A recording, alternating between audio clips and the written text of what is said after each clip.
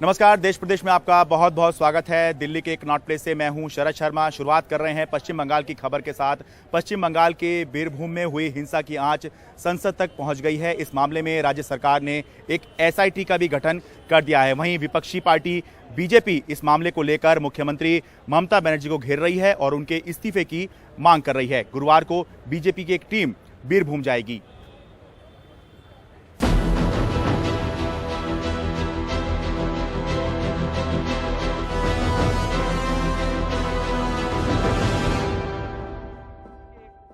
BJP ने बंगाल में हुई हिंसा का मुद्दा लोकसभा में उठाया। बीजेपी सांसदों ने संसद के बाहर गले में पोस्टर लटकाकर विरोध जताया और केंद्र से दखल की मांग की। तो ममता बनर्जी को इस्तीफे देना चाहिए। उनमें कोई मोरल, उनके राइट नहीं है इस पद पे बने रहने का। हम डिमांड कर रहे हैं, एक तो इसका सीबीआई प्रोब हो, इंक्वायरी हो, और उसके साथ सेंट्रल इंटरवेंशन की जरूरी है। It was a internal fight amongst the families itself। Birbhum में एक टीएमसी नेता की हत्या के बाद भड़की हिंसा में भीड़ ने कुछ घरों में आग लगा दी। खबर है कि इस हिंसा में कम से कम 8 लोगों की मौत हो गई। राज्य सरकार ने पूरी घटना की जांच के आदेश दिए हैं। अब तक 20 लोगों की गिरफ्तारी भी हो चुकी है।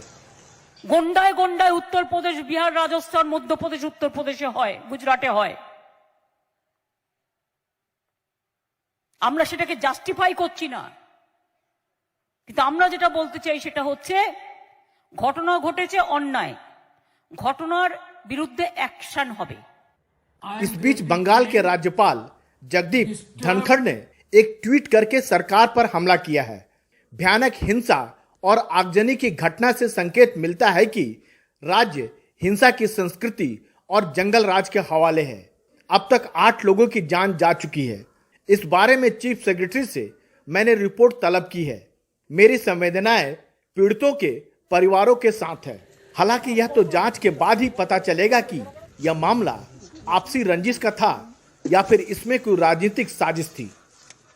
राजनीतिक हिंसा कोई नई बात नहीं है। खासकर पश्चिम बंगाल में तो यह एक आम बात है। अब देखना यह होगा कि पीड़ित परिवारों को समय पर न्याय मिलता है या नहीं। रही बात भाजपा की, तो वह इस मुद्दे को भुनाएगी ही। नई दिल्ली में संसद भवन से राजीव रंजन, एनडीटीवी इंडिया। पुष्कर सिंह धामी लगातार दूसरी बार उत्तराखंड के मुख्यमंत्री बन गए हैं। आज उन्होंने अपने पूरे मंत्रिमंडल के साथ शपथ ली।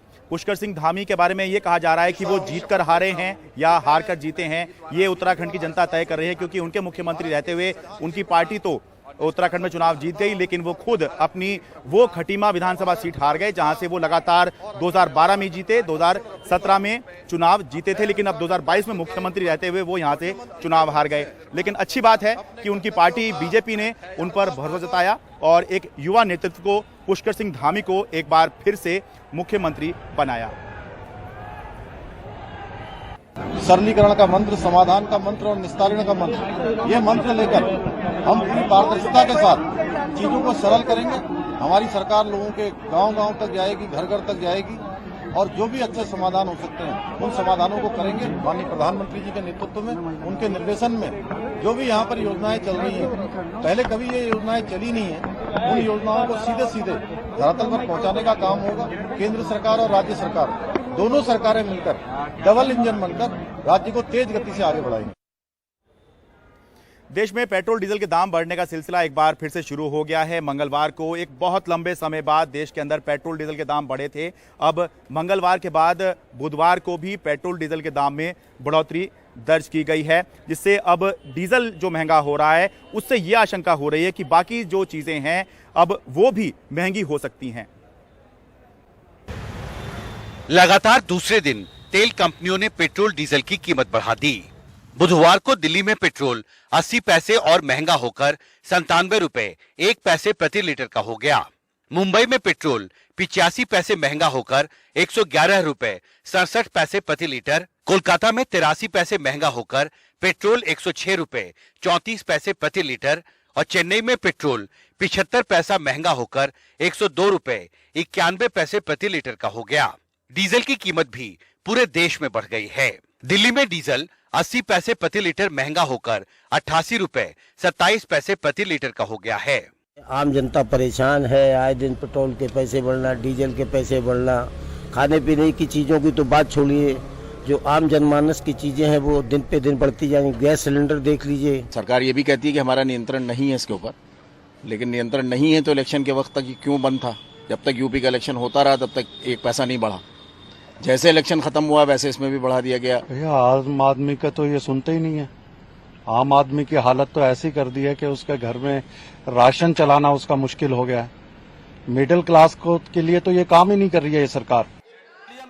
बढ़ती कीमतों के खिलाफ संसद में विरोध बढ़ता जा रहा है। कीमतों में बढ़ोतरी पर बुधवार को चर्चा की मांग सभापति ने नहीं मानी, जिसके बाद विपक्षी सांसदों ने संसद के अंदर और बाहर जमकर विरोध जताया।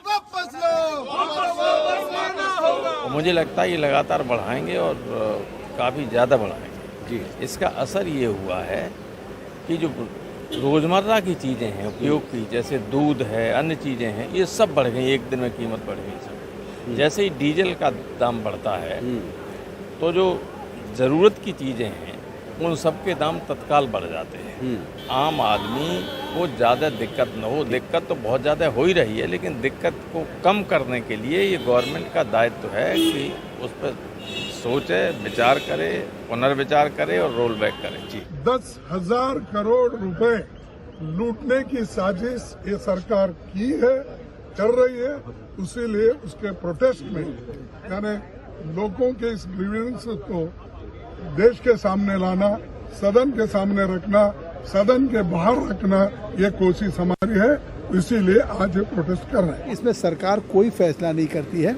इसी पार्लियामेंट से आपको याद होगा कि जो फैसला हुआ था, कांग्रेस उसमें थी भागीदार, कि ये कंपनी जो ऑयल कंपनीज हैं वो अपने इनका फैसला मार्केट का इंटरनेशनल मार्केट से गवर्न होता है, क्योंकि कच्चा तेल इंटरनेशनल मार्केट से उनको मिलता है। तो इसलिए वो इंटरनेशनल मार्केट के लिहाज से वो समय समय पे तेल का दाम उनको खुद तय करने का अधिकार है।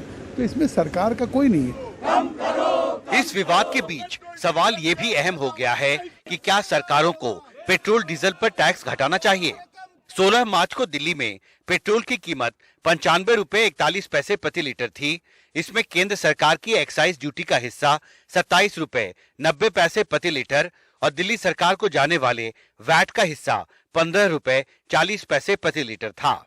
यानी 1 लीटर पेट्रोल की कीमत में टैक्स का हिस्सा 43 रुपए 40 पैसे प्रति लीटर है, यानी 45.48%।